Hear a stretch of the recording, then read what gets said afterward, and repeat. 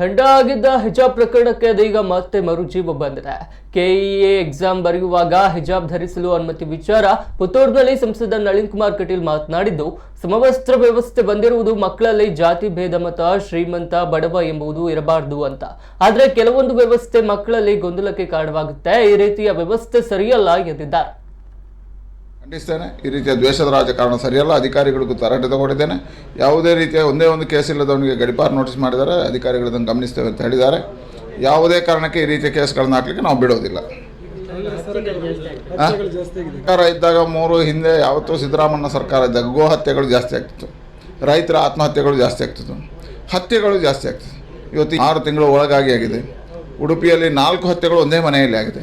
ಹೇಳಿದ್ರೆ ಇವತ್ತು ಇಂಟೆಲಿಜೆನ್ಸ್ ಏನು ಮಾಡ್ತಾ ಇದೆ, ಪೊಲೀಸ್ ಇಲಾಖೆ ಏನು ಮಾಡ್ತಾ ಇದೆ ಹೇಳಿದ್ರೆ ಇವರೆಲ್ಲರ ಕೈ ಕಟ್ಟುವಂಥ ಕೆಲಸವನ್ನು ಸರ್ಕಾರ ಮಾಡ್ತಾ ಇಲ್ಲ. ಸರ್ಕಾರ ಅಭಿವೃದ್ಧಿ ಕಾರ್ಯದಲ್ಲಿ ಕುಂಠಿತಾಗಿದೆ. ಕಾನೂನು ಮತ್ತು ಸುವ್ಯವಸ್ಥೆಯನ್ನು ಕಾಪಾಡುವಲ್ಲಿ ಸಂಪೂರ್ಣ ವಿಫಲ ಆಗಿದೆ. ಇದೇ ಪರಿಣಾಮ ಇವತ್ತು ಕಾಣಿಸೋಂಥದ್ದು. ಇವತ್ತು ಗೂಂಡಾ ರಾಜ್ಯ ಆಗ್ತದೆ. ಇವತ್ತು ಸಿದ್ದರಾಮಯ್ಯ ಯಾವ್ಯಾವ ಮುಖ್ಯಮಂತ್ರಿ ಆಗ್ತಾರೆ ಅವತ್ತು ಗೂಂಡಾಗಳಿಗೆ ಒಂದು ಲಾಭ ಆಗುತ್ತೆ, ಗೂಂಡಾಗಳಿಗೆ ಆನಂದ ಆಗುತ್ತೆ.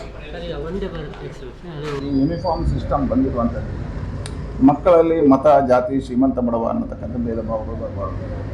ಇದು ನಾಳೆ ಗೊಂದಲಕ್ಕೆ ಕಾರಣ ಆಗ್ತದೆ, ಮಕ್ಕಳಲ್ಲಿ ಅಂತರಕ್ಕೆ ಕಾರಣ ಆಗ್ತದೆ. ಒಂದೇ ರೀತಿಯ ಭಾವನೆಯಿಂದ ಶಾಲೆಯಲ್ಲಿ ಕಲಿಬೇಕು ಅನ್ನತಕ್ಕಂಥದ್ದು ಈ ರೀತಿಯ ಇದು ಸರಿಯಲ್ಲ.